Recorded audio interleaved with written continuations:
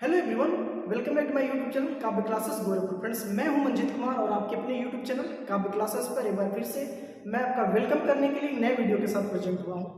Friends, आज के video में हम बात करने वाले हैं बीए फर्स्ट सेमेस्टर के विद्यार्थियों के लिए, और वे विद्यार्थी जिन्होंने बीए में पॉलिटिकल साइंस सब्जेक्ट ले रखा है। और पॉलिटिकल साइंस सब्जेक्ट में जो आज की हमारी चर्चा होगी वो होगी भारतीय राष्ट्रीय आंदोलन, उदय, विकास एवं राजनीतिक प्रवृत्तियों पर। जैसा कि आप लोग हमारा वीडियो जो देखते होंगे तो आपको पता होगा कि पिछले कई दिनों से भारतीय राष्ट्रीय आंदोलन यानी कि इस चैप्टर पर हमारी जो आपकी चर्चा है वो चल रही है। इस चैप्टर पे हमने ढेर सारी वीडियो बना करके अपने काव्य क्लासेस की यूट्यूब चैनल पर अपलोड कर दिया है। तो इस चैप्टर का जो शेष भाग है उसी भाग पर हमारी चर्चा होगी, तो कहीं मत जाइएगा, वीडियो के अंत तक जरूर बने रहिएगा। वीडियो बहुत लंबा नहीं होने वाला है। तो फ्रेंड्स, मैं इसलिए आपको कह रहा हूं कि कहीं मत जाइएगा, वीडियो के अंत तक जरूर बने रहिएगा, इसलिए क्योंकि ये चैप्टर बहुत ही महत्वपूर्ण है, बहुत ही इंपॉर्टेंट है। इंपॉर्टेंट इसलिए है क्योंकि इस चैप्टर में 1885 से लेकर के 1947 तक की भारतीय राजनीति में जितनी भी घटनाएं घटी भारतीय राजनीति के इतिहास में, उन सभी महत्वपूर्ण घटनाओं का जिक्र है। यानी कि 1885 से लेकर के 1947 तक, यानी कि इस चैप्टर में हमें स्वतंत्रता भी मिल जाएगी। तो अभी हम चर्चा करते करते कहाँ आए हैं? अभी हमारी जो चर्चा चल रही है इस वीडियो में होगी वो 1921 के आसपास। 1921 के आसपास ही हमारी आज की वीडियो की चर्चा रहेगी। तो हम समझ पा रहे हैं कि 1885 से इस वीडियो में चर्चा शुरू होती है और 1921 में भी हम लोग चल रहे हैं इस वीडियो में। तो फ्रेंड्स, चर्चा जो इसमें चल रही है वो असहयोग आंदोलन की प्रारंभ, प्रगति एवं अंत।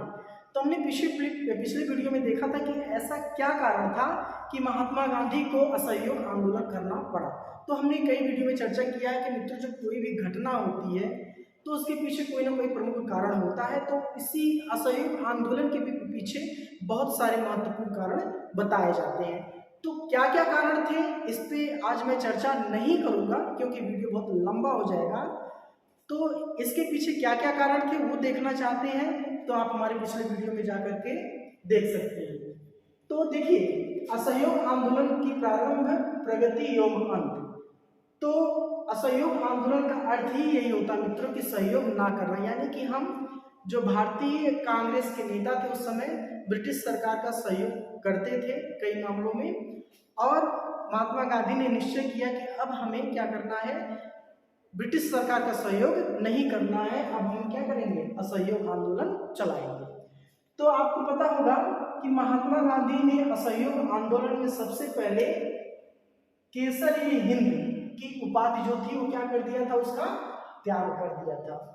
अब आपको पता होगा कि प्रथम विश्व युद्ध के दौरान जब प्रथम विश्व युद्ध खत्म होता है तो उसी समय ब्रिटेन की सरकार उनको क्या करती है, केसरी हिंद की उपाधि देती है और उनको केसरी हिंद के नाम से जाना जाने लगता है। किसको? महात्मा गांधी को। अब असहयोग आंदोलन के दौरान महात्मा गांधी क्या करते हैं, इस उपाधि का त्याग देते हैं। इसी से इस आंदोलन का क्या होता है, सूत्रपात होता है, यानी कि इसकी बिगिनिंग होती है, इसकी स्टार्टिंग होती है असहयोग आंदोलन की। बाद में इनको त्याग देने के बाद, केसरी हिंद की उपाधि त्याग देने के बाद सेठ जमुना दास बजाज थे। सेठ जमुना दास बजाज को आपको पता होगा कि अगर आप कंपटीशन की तैयारी करते होंगे तो इनको राय बहादुर के नाम से भी जाना जाता है। इनको राय बहादुर के नाम से जाना जाता है और इनको भी राय बहादुर की उपाधि दी गई थी, और साथ में ही इन्होंने राय बहादुर की उपाधि को भी त्यागा और ये मजिस्ट्रेट के पद पे थे, यानी कि एसडीएम थे, मजिस्ट्रेट के पद पे थे, और मजिस्ट्रेट के पद का भी क्या कर दिया, इन्होंने त्याग कर दिया। किसके अनुसार? असहयोग आंदोलन के अनुसार। तो फ्रेंड्स, आप इनके साथ साथ बहुत सारे भारतीय कांग्रेस के जो नेता थे, जैसे CR दास, मोतीलाल नेहरू, राजेंद्र प्रसाद, जवाहरलाल नेहरू, लाला लाजपत राय, चितरंजन दास, आसफ अली, इन सभी लोगों ने क्या कर दिया, वकालत ये लोग कर रहे थे, ये वकील से पेशे से सभी लोग वकील थे, इन सभी लोगों ने क्या कर दिया, वकालत छोड़ दी, यानी कि ब्रिटिश न्यायालयों में जाना इन्होंने छोड़ दिया। और साथ ही साथ हमने पिछले वीडियो में ये भी जाना था कि असहयोग आंदोलन का जो कार्यक्रम तय किया गया था वो कार्यक्रम क्या तय किया गया था कि हम किन किन चीजों पर असहयोग आंदोलन करेंगे। तो उस पर मैं थोड़ी सी चर्चा कर दूं। तो इसमें कार्यक्रम में तय था कि हम क्या करेंगे, ब्रिटिश गवर्नमेंट द्वारा जो भी दी गई उपाधियां हैं उसका त्याग करेंगे, हम ब्रिटिश न्यायालयों में जाना बंद करेंगे, हम ब्रिटिश सरकार के उत्सवों एवं कार्यक्रमों में जाना बंद करेंगे, हम उनके स्कूलों और कॉलेजों में जाना बंद करेंगे। तो ये सारे कार्यक्रम थे। तो इन लोगों ने क्या कर दिया, वकालत करना छोड़ दिया, यानी कि इन लोगों ने न्यायालय में जाना छोड़ दिया। तो इस तरह से क्या होता है, असहयोग, यानी कि हम जब ब्रिटिश सरकार के न्यायालय में नहीं जाएंगे तो उनका असहयोग होगा, कोई सहयोग नहीं होगा। आगे बढ़ते हैं। अब बात आती है कि हमने असहयोग के दौरान उनके कॉलेजों में भी जाना छोड़ दिया, तो हमारी शिक्षा कैसे होगी, तो हमारी शिक्षा ऐसे होगी, ब्रिटिश के कॉलेजों में हमने जाना छोड़ दिया, अंग्रेजों के स्कूलों में जाना छोड़ दिया, लेकिन जो भारतीय राष्ट्रीय कांग्रेस के जो नेता थे उन्होंने क्या किया था, अपने यहाँ तमाम कॉलेजें खुलवाए थे। जैसे बिहार में कॉलेज खुला था जिसका नाम था बिहार विद्यापीठ, जो पटना में था उस समय, गुजरात विद्यापीठ अहमदाबाद में, मुस्लिम विद्यापीठ अलीगढ़ में, आप सभी लोग जानते हैं, तिलक विद्यापीठ पूना में। तो इस तरह से तमाम भारतीय कांग्रेस के नेताओं ने स्कूल खुलवाए, उसमें हमारे यहाँ के बच्चे स्कूल जाने लगे, पढ़ने जाने लगे, और हमने क्या किया, सरकारी विद्यालयों का त्याग किया। बाद में ये भी कार्यक्रम तय किया गया था कि हम विदेशी वस्त्रों का भी त्याग करेंगे असहयोग आंदोलन के दौरान। तो विदेशी वस्त्रों का त्याग करेंगे तो हम पहनेंगे क्या, तो ऐसी कंडीशन में कांग्रेस के नेताओं ने एक योजना बनाई और एक जगह 30 लाख कांग्रेस के स्वयंसेवक इकट्ठा होते हैं, उनकी सूची तैयार की जाती है, और इस सूची के अनुसार ये तय किया गया कि हम क्या करेंगे, 20,000 चरखे बनाएंगे, हथकरघे बनाएंगे और घर घर तक इसको हम पहुंचाएंगे। और इस पे ये कहा गया है कि भाई 20,000 चरखे के लिए जरूरत पड़ेगी धन की। तो एक 1921 में बैजवाड़ा में एक बैठक होती है जिसमें लक्ष्य रखा गया कि जितने भी कांग्रेस के सहयोगी लोग हैं, जितने भी कांग्रेस के स्वयंसेवक लोग हैं, वो लगभग 1 करोड़ रुपया इकट्ठा करेंगे और उन्हीं रुपयों से स्कूल खुलवाया जाएगा, हथकरघों का प्रचार प्रसार किया जाएगा, हिंदू मुस्लिम एकता पर बल दिया जाएगा। यानी कि हम देश की स्वतंत्रता के लिए जो भी प्रयास हो सकता है, जो भी उसमें खर्च आता है, उसके लिए इन पैसों का सकारात्मक प्रयोग किया जाएगा। अब हम बढ़ते हैं। उसी समय आंदोलन का शासन द्वारा दमन और प्रिंस वेल्स का बहिष्कार। अब हम जान रहे हैं कि ये सारे जो आंदोलन है, इन सारी चीज़ों का भारतीय कांग्रेस के नेताओं द्वारा या भारतीय क्रांतिकारियों द्वारा इन सभी चीज़ों का बहिष्कार होता है, त्याग होता है। तो निश्चित रूप से जब हम कोई क्रिया करेंगे तो उसके खिलाफ कोई ना कोई व्यक्ति उसकी प्रतिक्रिया जरूर देगा। तो जब भारतीय लोग आंदोलन कर रहे थे तो आंदोलन के बाद ये जाहिर सी बात है कि ब्रिटिश सरकार उसका जवाब देने के लिए तैयार थी। तो ब्रिटिश सरकार ने क्या किया, इस आंदोलन को दमन, उसको दबाने का प्रयास किया। अब दबाने का प्रयास इसलिए किया कि उसने एक राजद्रोह बनाया, ठीक है, कानून बनाया, एक अधिनियम बनाया, राजद्रोह सभा अधिनियम के नाम से इसे जाना जाता है। इसमें यह हुआ कि कोई भी व्यक्ति कहीं भी सभा नहीं कर सकता है, कहीं भी कोई बैठक नहीं कर सकता। अगर जो ऐसा करता है तो उसको क्या किया जाएगा, गिरफ्तार किया जाएगा। तो इस राजद्रोह सभा अधिनियम के तहत लगभग 60,000 भारतीयों को क्या किया गया, गिरफ्तार किया गया। लगभग 60,000 भारतीयों को गिरफ्तार किया गया और उनको गिरफ्तार किए जाने के बाद कहाँ डाल दिया गया, जेल में डाल दिया गया। अब इसी तरह से एक घटना और घटी गुरु ननकाना साहब गुरुद्वारे में कुछ लोग शांतिपूर्वक तरीके से, समय था 4 मार्च 1921 का, शांतिपूर्वक प्रदर्शन कर रहे थे। और प्रदर्शन करने के दौरान ही क्या किया, अंग्रेज के अधिकारी ने आदेश दिया कि इन प्रदर्शनकारियों पर गोलियां चलाई जाए। और गोलियां चलाए जाने के बाद लगभग उस प्रदर्शनकारियों में से 70 व्यक्तियों की क्या हो जाती है, मृत्यु हो जाती है। ये सारी चीजें किसके द्वारा हो रही हैं, राजद्रोह सभा अधिनियम के द्वारा की जा रही है। यानी कि आंदोलन का दमन करने के लिए ये सारी चीजें की जा रही हैं। अब फ्रेंड्स बात आती है, इसी क्रम में आंदोलन चल ही रहा था।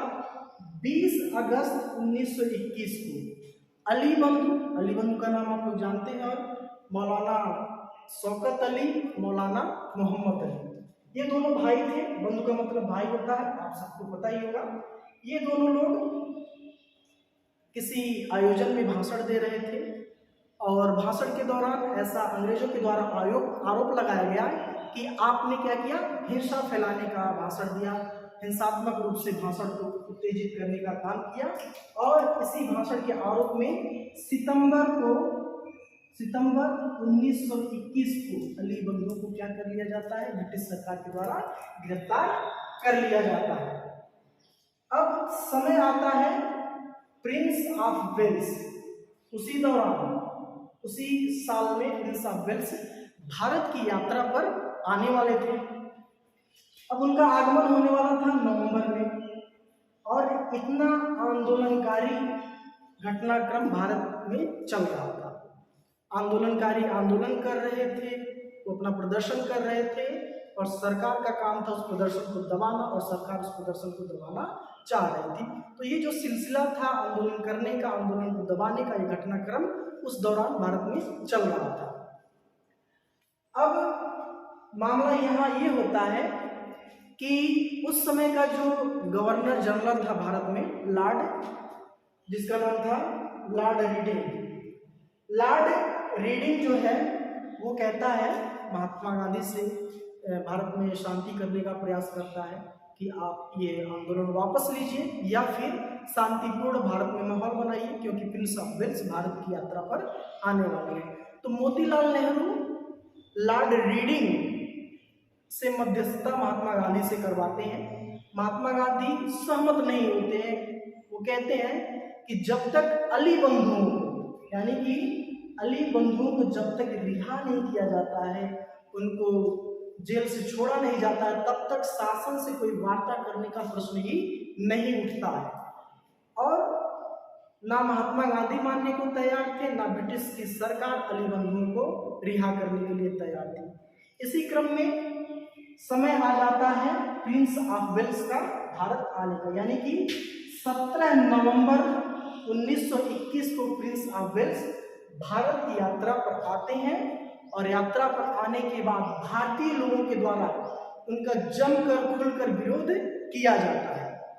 नतीजा ये होता है कि Lord Reading Prince of Wales चले जाते हैं, और उनके चले जाने के बाद जो दमन करने का चक्र था लॉर्ड रीडिंग ने और ज्यादा तेज कर दिया। लॉर्ड रीडिंग दमन करने का चक्र और ज्यादा तेज कर दिया।